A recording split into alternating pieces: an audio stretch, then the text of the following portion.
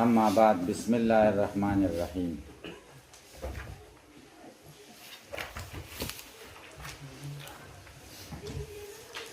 باب کیف کان کلام رسول الله صلی الله علیه وسلم.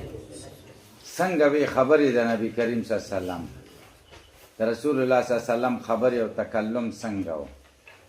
کلام کې فصاحت، بلاغت دا یو لوی صفت او حلاوت د ژبې خوږوالی. بعضې کلام داسې فصاحت مې پکې، بلاغت مې خو حلاوت پکې نه وي، خوږوالی پکې نه وي. خبرې د سړي په زړه په غوږونو ترخې لګېږي. د نبي کریم صلی الله علیه وسلم په خبرو کې د فصاحت او بلاغت سره سره حلاوت هم. دویمه خبره دا ده چې د چا سره دې څومره محبت وي، د هغه په خبرو کې به احساس د هغومره حلاوت کې. د نبي کریم صلی الله علیه وسلم سره خو د صحابه و عشق و، د رسول الله صلی الله علیه وسلم په خبرو کې هغوی ته بلا ډېر حلاوت ښکارېده او محسوساوه. خو دا حلاوت صرف د یو عاشق کیفیت نه و، بلکې د رسول الله صلی الله علیه وسلم د کلام وصف لازمه هم و. تاسې په خبره باندې پوه شئ، د سامع کیفیت نه و، بلکې د متکلم د کلام وصف لازمه هم و. نو دې کې د نبی کریم صلی الله علیه وسلم د کلام هغه خوند او هغه لذت ذکر کوي، هر صحابي خپل کیفیت ذکر کوي. بسم الله الرحمن الرحيم. وبه قال حدثنا حميد بن مسعدة البصري قال حدثنا حميد بن الاسود عن اسامة بن زيد عن الزهري عن عروة عن عائشة رضي الله عنها قالت ما كان رسول الله صلى الله عليه وسلم يسرد سردكم هذا ولكنه كان يتكلم بكلام بين فصل يحفظه من جلس اليه. ام المؤمنین عائشہ رضی الله تعالی عنها فرمایي چې نو نبی کریم صلی الله علیه وسلم چې دبا پرلاپسې خبرې کولې، سردکم ستاسې د پرلاپسې خبرو په شان. سر پرلاپسې خبرو ته وایي چې سړی داسې روان وي او د تیزې تیزې. بعضې خلک هم لیدلي دي زر زر ګړېږي، زر زر لکه پرې پوه شي. نبي اسلام خبرې داسې زر زر نه وي. ولكنه كان يتكلم بكلام بين فصل، لیکن نبی کریم صلی الله علیه وسلم به خبرې کولې بکلام داسې خبرې بین چې واضحه به وي، فصل جدا جدا به وي، پوه شئ پې. او یحفظه من جلس الی، زده کولې به هغه چا چې څوک به ورته ناست و. اله په معنا د عند سره ده، من جلس عنده، د سره به چې څوک ناست نو هغه به زده کولې. دا د کلام یو بېل صفت شه د فصیح او بلیغ کلام چې سړی په اسانۍ سره زده کوي. وبه قال حدثنا محمد بن يحيى قال حدثنا ابو قتيبة السلم بن قتيبة عن عبد الله بن المثنى عن سمامة عن انس بن مالك رضي الله عنهما قال كان رسول الله صلى الله عليه وسلم يعيد الكلمة ثلاثا لتوقل عنه. نبی کریم صلی الله علیه وسلم با خبر دوباره کوله، درې کرته اعاده به کوله، لتوقل عنه، د دې دپاره چې زده کړې شي د ده نه. درې کرته به کومه یوه خبره کوله چې بس زده شي. دا کله بعضې خبرې درې کرته کول پکار دي او بعضې وخت کې تکرار شنی شي. یوه خبره باندې طالب العلم پوه شي او ته درې کرته وایي نو هغه ډېر بوج کېږي.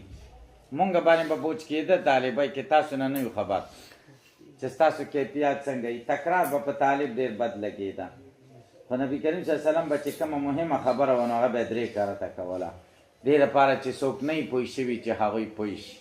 وبه قال حدثنا سفيان بن وقيل قال انبانا جميع بن عمرو بن عبد الرحمن العجلي وقال حدثني رجل من بني تميم من ولد ابي هالة زوج خديجة رضي الله عنها يقنى بعبد الله عن ابن لابي هالة عن الحسن بن علي رضي الله عنه قال سالت خالي هند بن ابي هالة وكان ما د ماما نه تپوسو کو چې هند ابن ابي هاله دی، وکان وصافا، دا به ډېر ښه بیان کو، صفت دی د نبي علیه السلام کو. قلت ما ورته صف لی منطق رسول الله صلی الله علیه وسلم، د نبي علیه السلام د ګویایۍ خبرې راته وکړه، بیان راته وکړه. دا په نبي علیه السلام خو دا د نبي کریم صلی الله علیه وسلم په جدایۍ د ټولو زړونه دردمن شوي وو. او بیا به چې وخت به تېرېده نو هغه زړه وختونه به ور یادېدل. تاسو پې پوه شئ، تاسو ته به پته ولګېږي چې سړي عمر څومره زیاتېږي هغه سړی تنها کېږي. تاسې په خبره پوه شئ، تنهایي راځي، هغه ملګري هم ختم شي، یو ځای بل ځای لاړ شي یا مړه شي، یا خپلوان هم څه ده چې لیدلي هغه مړه شي، څه لرې شي، سړی تنها شي، تنهایي راشي. نو بیا هغه زاړه وختونه ور یادېدل ډېره مزه ورکوي، د دې نه یو لذت وي. او بیا خو عشق رسول باندې ټول و، نو بیا به د نبي کریم صلی الله علیه وسلم زاړه وختونه به یادېدل. سره به کېناسته، د نبي علیه السلام د خبرو باره کې ته لږ بیان وکړو، سم خوند به یې ورکاو. نو دی ورته وایي، قال دی ورته وایي کان رسول الله صلی الله علیه وسلم متواصل الاحزان. نبی کریم صلی الله علیه وسلم با پرلاپسې په غمونو کې ډوب و، دائم الفکره، همیشه به فکرمند و. دا فکرمندي د احساس د ذمهدارۍ د وجې نه وه چې دا ذمهداري زه په څنګه پوره کړم. لیست له راحتن، د دپاره بس قلبي آرام نه و. طویل السکت، خاموشي ډېره وه. لا یتکلم فی غیر حاجت، خبرې به یې نه کولې د حاجت نه بغیر. او یفتتح الکلام و یختمه باشداقه، خبره به شروع کوله هم او ختموله به هم په ډکه خوله، په ډکه خوله خبرې به یې کولې. بعضې خلک ډکه خوله نه کوي، شونډې استعمالوي. کتلیم دي که نه، نبي کریم صلی الله علیه وسلم به ډکه خوله خبرې کولې. ویتکلم بجوامع الکلم، او ده به خبرې کولې جامع خبرې. جوامع الکلم دې ته وایي چې الفاظ به مختصر و خو معناګانې به پکې ډېرې پرتې وي. کلامه فصل، خبرې به جدا جدا وي. لا فضول ولا تقصیر، فضول خبرې به هم پکې نه وي، زیاتې خبرې نه به پکې کمی و. لیس بالجافی، نبی کریم صلی الله علیه وسلم جافی نو، بدزبانه نو، بدزبانی پکې نه وه. لکه پې پوه شي ورپسې څه دي؟ ولا ملحین، او دغه سپکوونکی نه و چې د چا سپکاوی وکړي، پوه شي پې. او یعظم النعمته، د نعمت تعظیم به یې کاو. و این دقت که څومره به کم و. لا یضم منها شیئا، بدي به د دې نه بیانوله، د هېڅ شي بدي به یې نه بیانوله. غیر انه لم یکن یضم ذواقا، دومره خبره ده چې ده به بدي نه بیانوله. ذواقا معنا مذوقا، د څکلو د شي، د خوراک د شي بدي به یې بلکل نه بیانوله. لا یمدحه، پوه شې پې، بس مدح به چې خوښ به یې نه و، د هغه صفت به یې نه کوو، خاموش به. ولا تغضبه الدنیا، دنیا به نه غوسه کاوه د دنیا یو کار. ولا ما کان لها، او نه هغه څه چې دله به څه و. و فاذا تعدي الحق لم يقم لغضبه شیء، چې کله به تجاوز وشو د حق نه، بیا به د ده د غضب ته هېڅ شی نه شو ودرېدلی. حتی ینتصر له، تر څو چې انتقام واخلي د دې حق دپاره. او لا یغضب لنفسه، ځان دپاره به نه غوسه کېده. ولا ینتصر لها، او ځان دپاره به چا نه بدلم نه اخیسته. اذا اشار بکفه کلها، چې اشاره به یې کوله نو په ټول لاس به یې اشاره کوله، ټول لاس. و اذا تعجب، او چې کله به څه شي تعجب کې واچو نو بیا به یې څه کول، ټول لاس به چې کوم دی دغه که راواړو. و اذا تحدث، چې کله به یې خبرې کولې اتصل بها، دا لاس به د بل لاس سره متصل که. و ضربه براحته الیمنا، و به یې واهه په ښي دغه باندې ورغوي باندې، بطن ابهامه الیسرا، خېټه د غټې ګوتې ګسې، داسې چل به یې کوو چې کله به دغه شو داسې به یې وکړه. وایي سړی په خبرو کې داسې کوي که نه. نبي کریم صلی الله علیه وسلم به چې کله تعجب شو یا په خبرو کې، مطلب دا دی چې هغه احساساتي شي سړی که نه، نو لاس به یې داسې کړه. و اذا غضب اعرض، او چې کله به غوسه شو نو مخ به یې واړو. و اشاها، او مطلب دا دی چې شکل به یې بدل کړه. اشاعت اصل کې دی ته تندې تریو کي سړی داسې وکړي، خو نبي کریم صلی الله علیه وسلم ډېر ښایسته و، هسې مخ به یې چې واړه ناګواري به راله نو پته به لګېدله چې غوسه دی. اشاحه معنا دا ده مخکې به انقباض راغی. وایذا فرحه او چې کله به خوشحاله شو غض طرفه سترګې به یې پټې کړې داسې. او جل ضحکه التبسم غټه خندا یې تبسم او مسکی کېدل. پوه شې پې. او یفتر سنن او راتویدل به د غاښونو د دنه مثل حب الغمامې په شان د دانو د وریځو.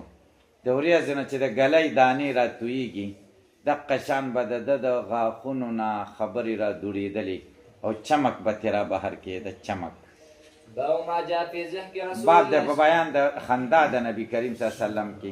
یو ضحکي او یو تبسمي. تبسم دې ته وایي چې هغې سره اواز نه وي، هسې غاښونه ښکاره کېدلي. او ضحک دې ته وایي چې اواز وي ورسره خو دی واوري بل څوک یې وانه اوري. او قهقهه دې ته وایي چې اواز ورسره وي دی هم واوري او نور خلک هم واوري.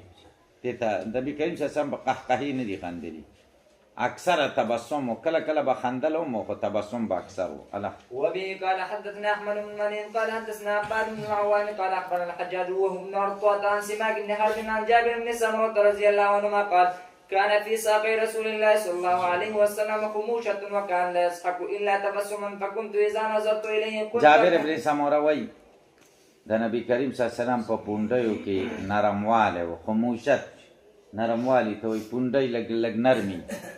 نرمی معنا ډېره ډکې نه دا کمال حسن دی. وکان لا یضحک ده به نه خندل الا تبسما مګر مسکی به شه.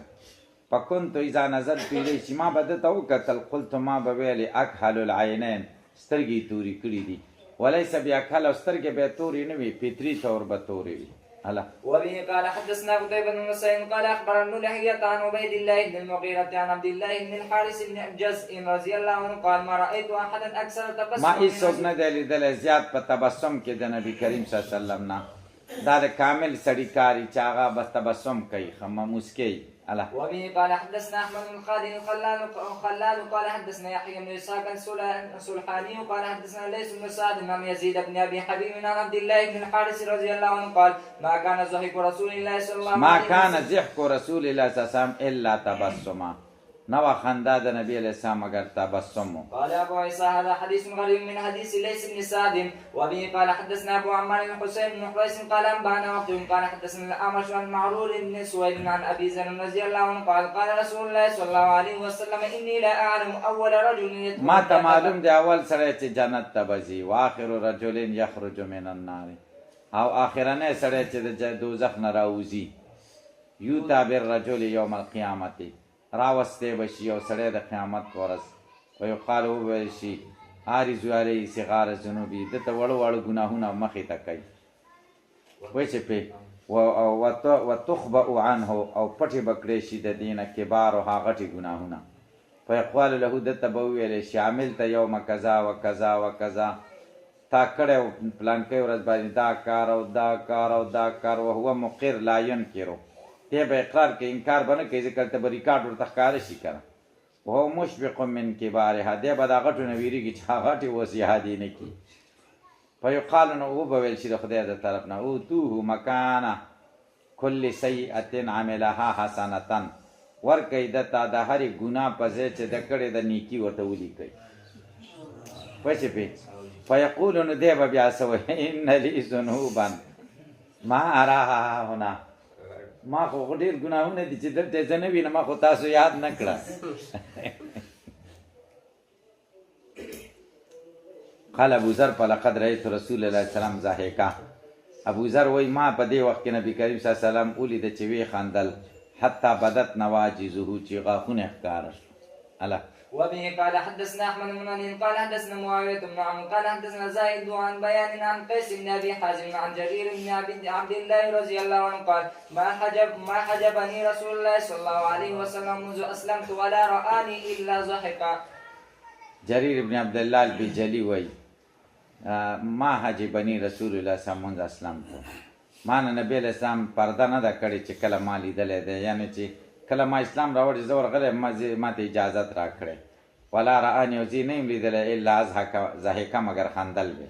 وبه قال دا جریر ابن عبدالله ډېر ښایسته و، دلته عمر رضی الله عنه هو یوسف هذه الامه، د دې امت یوسف دی. وبه قال حدثنا احمد بن علي قال حدثنا معاويه بن عمرو قال حدثنا زائدة عن اسماعيل بن ابي خالد عن قيس عن جابر رضي الله عنه قال ما حجبني رسول الله صلى الله عليه وسلم منذ اسلمت ولا رآني الا تبسم.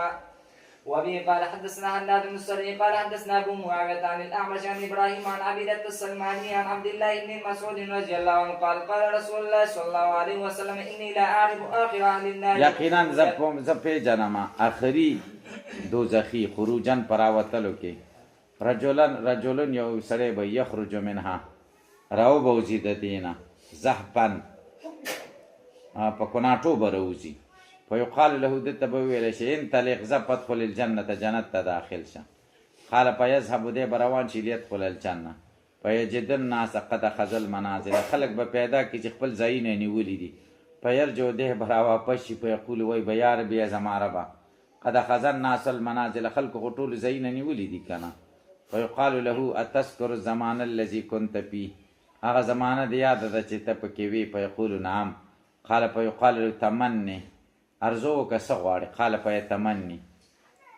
فیتمنى دی به ارزو وکړي. فیقال له فإن لك الذي تمنیت وعشرة اضعاف الدنیا، تا دپاره هغه څه دي چې څه دي غوښتي دي او د دنیا لس چنده عمره زه یم هم درک. قال فیقولون دی به یتسخرني، ته ما پورې خنداګانې کوه، انت الملک، ته خو بادشاه یې. قال فقد لقد رأيت رسول الله صلی الله علیه وسلم ضحکا حتی بدت نواجزه، نبی اسلام وخندل غاښونه ښکاره شو. وبه قال حدثنا قتيبة بن مسعود قال انبانا ابو الاحوص عن ابي اسحاق عن علي بن ربيعه قال شهدت عليا رضي الله عنه اتي بدابه ليركبها فلما وضع رجله في الركاب قال بسم الله فلما استوى على ظهرها قال الحمد لله. علي ابن ربيعه وی علي رضی الله عنه سره حاضر و، من ته دابه راوسته شو چې سور شي. هر کله چې خپه کېښوده پر رکاب په پیدان کې قال بسم الله فلما استوى على ظهرها، چې په شای برابر کېناسته قال الحمد لله ثم قال سبحان الذي سخر لنا هذا وما كنا له مقرنين وإنا إلى ربنا لمنقلبون ثم قال الحمد لله ثلاثة والله أكبر ثلاثة سبحانك إني ظلمت نفسي فاغفر لي فإنه لا يغفر الذنوب إلا أنت. ثم ضحك فقلت له من أي شيء ضحكت يا أمير المؤمنين؟ ولد وخندل أمير المؤمنين. قال رأيت رسول الله صلى الله عليه وسلم صنع كما صنعته، ما نبی علیہ السلام دې چې هغه هم داسې چل کړی و لکه ما چې وکړو. ثم ضحک به یې خندلي فقلت من أي شيء ضحكت یا رسول الله؟ قال إن ربك ليعجب من عبدي، الله تعالی رضا کېږي د بنده نه اذا قال ربي اغفر لي ذنوبي، بنده وایي خدای زما ګناهونه معاف کړي. یعلم دی پوهېږي چې انه لا یغفر الذنوب احد غیري، ګناهونه نه بخي هېڅوک غیر زما. نو نبی کریم صلی الله علیه وسلم وخندل چې خدای وایي چې دا پوهېږي نو ځکه ماته وایي که نه، تاسې پرې پوه شئ. وبه قال حدثنا محمد بن بشار قال انبانا محمد بن عبد الله الانصاري قال حدثنا ابن عون عن محمد بن الاسود عن عامر بن سالم قال قال سعد رضي الله عنه لقد رايت رسول الله صلى الله عليه وسلم ضحك يوم الخندق حتى بدت نواجذه قال قلت كيف كان؟ قال كان رجل نبی کریم صلی الله علیه وسلم مې ولید د خندق په ورځ یې وخندل تر دې چې غاښونه ښکاره شو. ما ورته کیف کانه، دا څه ولې وخندل؟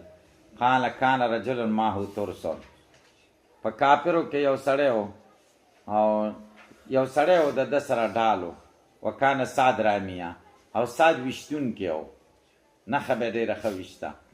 وکانه یقول کذا و کذا بالترس، او دې سړي اشاره کوله دا شان او دا شان په دې ډال باندې، ډال یې ځان نه راتاوه پوه شې پې، یغطي جبهته، تندی پې پټاو.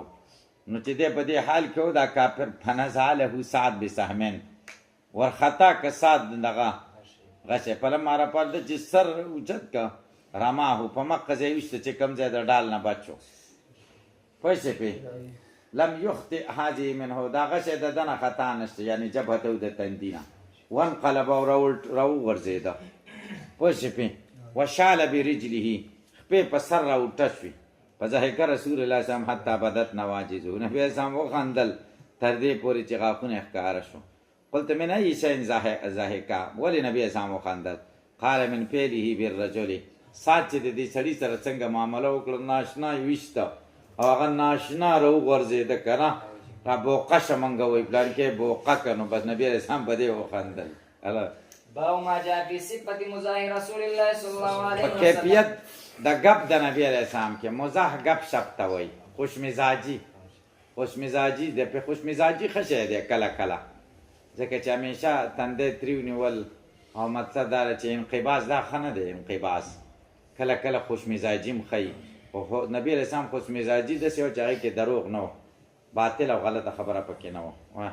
وبه قال حدثنا محمود بن غيلان قال انبانا ابو اسامه عن شريك بن ناصر بن الاحول عن انس بن مالك رضي الله عنه قال ان كان النبي صلى الله عليه وسلم قال له يا ذا الاذنين قال محمود قال ابو اسامه يعني يمازح. انس ابن مالک وی یقین مخفف من المثقل ده انه یقینا شان ده کان نبی صلی الله علیه وسلم قال یا ذا الاذنين انس ته ویل یا ذا الاذنين د غوګونو والا خوار سړی دی نو اسې مزاح یې کوله یا ځل اذنین دې د وجه نه ورته چې انس رضی الله قوت سامعات تیز او اورېدل رځي نه به هم خبره اورېده نو ځکه ورته ځل اذنین وی یا یې تنبیه ورکوله چې ګوره خوله یوه ده غوږونه دوه دي ځل اذنین ډېر یې اوره او کوه لږې هلکه پرې پوه شي دا مطلب و چې ډېره اوره ډېره او کوه لږه پوه شي یا ځل اذنین قال محمود قال ابن سعد يمازحه الله. وبه قال حدثنا عناد بن السري قال حدثنا وكيع عن شعبة عن ابي التياح عن انس بن مالك رضي الله عنه قال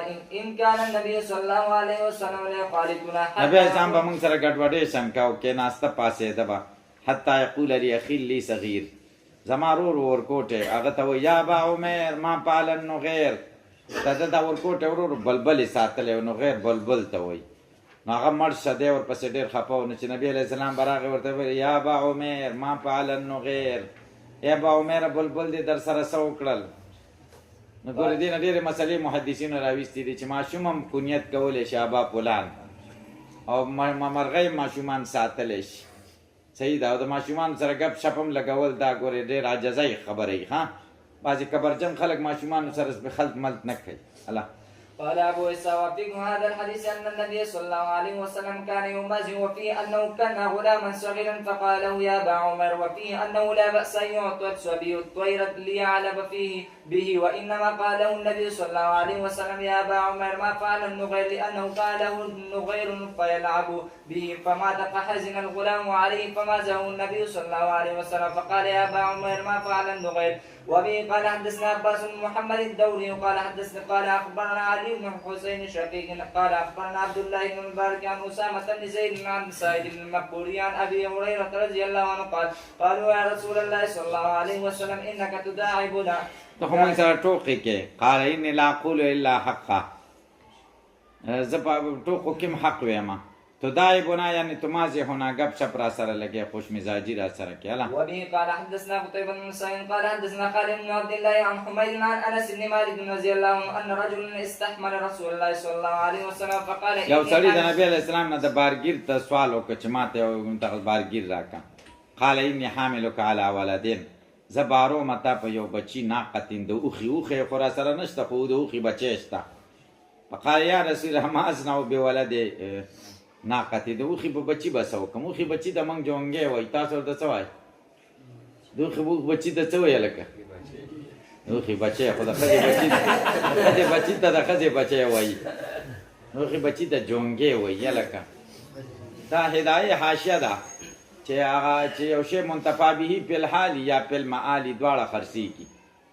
هغې کې لیکلي دي کالمهرې او والجحشي نو مولي هم داسې وایي کالمهر لکه مهر مهر نه چی جوړ کړی دی مهر تاسې وګورئ په دغه کتاب البیوع کې حاشیه ده که نه مولیان ته چی جوړ کړي مهر د ښځې مهر وایي لکه د ښځې مهر وایي د ښځې مهر منتفع به نه دی فی الحال هغه منتفع به دی مهر کوټي ته وایي کالمهر لکه کوټې اول جحش او لکه د اس بچی پوه شئ پې جحش د اس بچي ته وایي د اس پې بچی هلکه پې پوه شئ او مطلب دا ده چې دغه نوق د هغه ته وایي د اوښې بچي ته نوق وایي الله. فقال رسول الله صلی وهل تلد الابل الا النوق اوښ خو نه دی زیږولی مګر اوښې زیږولی که نه اوښ د چا زوی دی د اوښې زوی دی حضرت د اوښې زوی در کوم ورته وایي میرا کو وبه قال حدثنا اسحاق بن منصور قال حدثنا عبد الرزاق قال حدثنا معمر بن ثابت عن انس بن مالك رضي الله عنه ان رجلا من اهل الباديه كان د باندې یو سړی و د هغې نوم شو ظاهر په ځا سره پوه وکان یهدي الى النبي صلی الله علیه وسلم هدیه من البادیه نبی علیه السلام ته به د باندې نه هدیې راوړلې باندې کې چې بسو په هغه وخت کې لکه اوس باندو کې کوچي ساګي پکې کنه دې باندو کې او شومړی پکې نور پکې صحیح ها د سوچه کوچ میاد کړ کنه باندو کې دا سيزونه دا به نبی اسلام فيجهزه الى النبي صلی الله علیه وسلم راوړل به نبی علیه السلام ته او اذا اراد ان يخرج فقال النبي صلی الله علیه وسلم ان ظاهرا بادیتنا ظاهر زمونږ باندې چی دی ونحن حاضروه مونږ د خاریان یو حاضروه معنا د خاریان یو وکان رسول الله صلی الله علیه وسلم يحب نبی اسلام سره مینا وا وکان رجلا دمیما او سړی بدرنګ او دمیم بدرنګ او پاتاه النبي صلی الله علیه وسلم نبی علیہ السلام راغ یومن یورز او هو یبیو متاعه د چې کوم د سامان خرڅاو بازار کې واحتزنه من خلفه او سترګې په پټه کړې د شاده طرف نه دسې په غیږ کې راونیو ولا یبصره د لیده په خوا به مونږ سترګې پټولې په فقال من هذا ارسل ندا څوک دی ما پرېږدی فایته پته چې وی کتل پاره پر نبی صلی الله علیه وسلم پیژاند چې نبی اسان فجعل د شروع لا یالو همیشه و مال سقه ظهره پیوسته کړې ورسره سینه وه په صدر نبی صلی الله علیه وسلم شاید نبی اسلام د سینې سره پیوسته کړې وه تبرکن حين عرفه چې کله و پیژانده فجعل النبي صلی الله علیه وسلم یقول نبی علیہ السلام بازار کې आवाज وکړ من یشتری هذا العبد دا غلام را نسو کخلی غلام غنو کنه فقال الرجل یا رسول الله اذن والله تجدنی کاسدا ظاهر ورته وای که زه غلام یو تا خرڅولې نو سبا ډیر ناچله وي کاسدا ناچله به ځکه بدرنګ مچانا خستم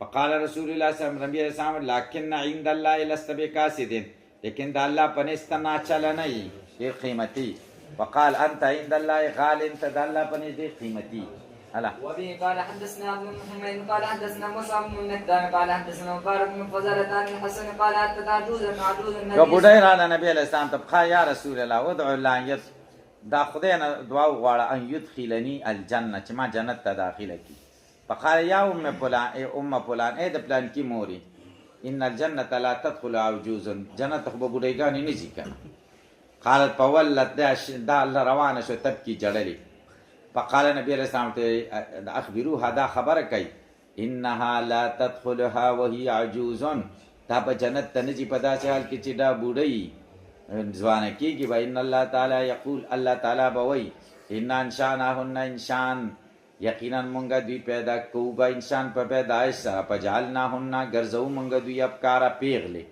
دا بوډۍ ګانې به پیغلې شي نوجوانې به شي درود شریف اللهم صل علی